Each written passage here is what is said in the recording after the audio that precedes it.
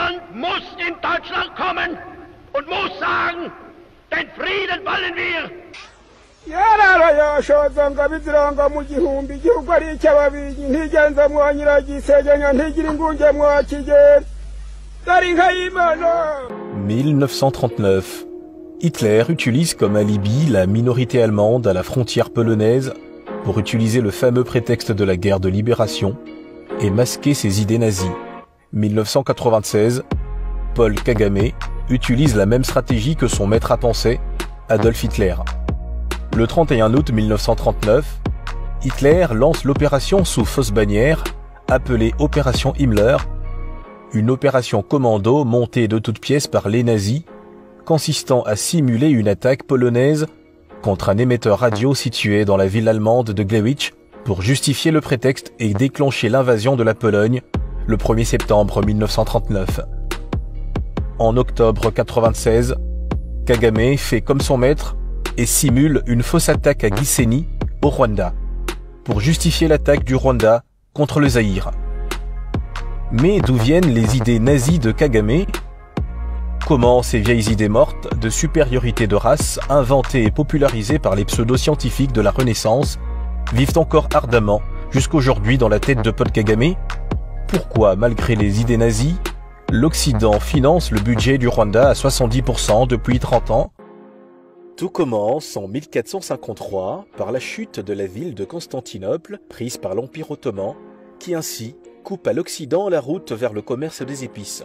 En cherchant une nouvelle route pour le commerce des épices avec l'Inde, les Occidentaux découvrent l'Afrique noire, l'Amérique du Sud et de l'Amérique du Nord.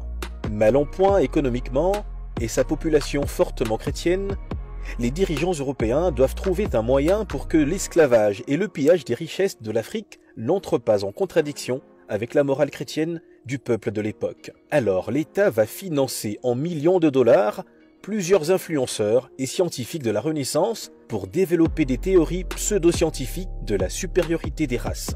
L'Église, partenaire de ce crime contre l'humanité, va même déformer le verset biblique de la malédiction de Cam, de la Genèse chapitre 9, dans laquelle Cam, l'un des fils de Noé, voit la nudité de son père et est maudit par Noé. Sa peau devient noire et est condamnée à être esclave à vie. Pourtant, dans les textes bibliques, la race noire n'est jamais évoquée. L'Occident et l'Église romaine mettent en place la théorie du business de la supériorité de race, qui consiste à faire croire à son peuple qu'il a une race supérieure pour le mobiliser à massacrer et piller un autre peuple sans aucun conflit moral avec la chrétienté. Pendant des siècles, cette idéologie raciste sera enseignée à l'Église et dans toutes les écoles occidentales. Mais les choses ne se passent pas comme prévu. En 1798, lors de l'expédition de Napoléon en Égypte, accompagné des scientifiques français, Napoléon découvre que cette civilisation égyptienne aussi grandiose a été créée par des hommes à la peau noire et surtout au gros nez plat et non pointu. Par colère, plusieurs soldats de Napoléon essaieront de fausser l'histoire en brisant les nez de statues égyptiennes. De retour en France, les scientifiques français ne savent pas comment expliquer cet événement qui contredit toutes leurs idées racistes qu'ils ont propagées depuis des siècles à l'école et l'Église. Alors, les leaders occidentaux font un raccordement frauduleux. Ils inventent une nouvelle race noire, la race hamitique, regroupant les Égyptiens et les peuples de la Corne de l'Afrique et certains groupes d'Afrique orientale, Maasai, Tutsi, Ima, pour résoudre les contradictions entre les mensonges bibliques de l'Église et les faits observés attestant l'existence de civilisations sophistiquées en Égypte pharaonique, en Éthiopie et les modes de vie perçus comme plus primitifs en Afrique centrale, les Bantous. Comme exemple, voici ce documentaire réalisé par l'université Columbia aux USA titré « Le grand peuple Watutsi du royaume du Rwanda ». Ce film vante la supériorité du peuple Tutsi au peuple Bantou et humilie le peuple Bantou comme un peuple esclave à vie, comme la pseudo-thèse de la malédiction de Cam. yararayashoza ngo abiziranga mu gihumbi igihugu ari icy'ababirigi ntigenza mwanyiragisegenya ntigira ingunge mwakigera dari nka y'Imana. Quand les Allemands et les Belges vont coloniser le Rwanda, ils vont inculquer ces fausses théories de la supériorité de la race Tutsi jusqu'en 1959. Paul Kagame dont le père a grandi à cette période, a bien intériorisé ses théories de la supériorité de race et selon plusieurs de ses proches, son seul rêve, celui de Paul Kagame, est de rétablir cette gloire utopique de l'empire Imatouti avec le soutien des Occidentaux, comme en 1453, pour justifier l'esclavage et le pillage de l'Afrique. Le business de la race supérieure est utilisé encore aujourd'hui par les Occidentaux et par Paul Kagame.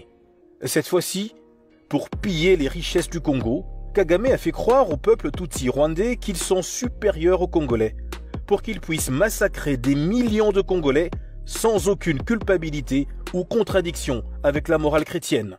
C'est l'impunité totale pour Kagame, aucun respect de droits de l'homme au Rwanda, une population Hutu discriminée qui n'a même pas le droit de marcher pacifiquement pour réclamer une alternance démocratique.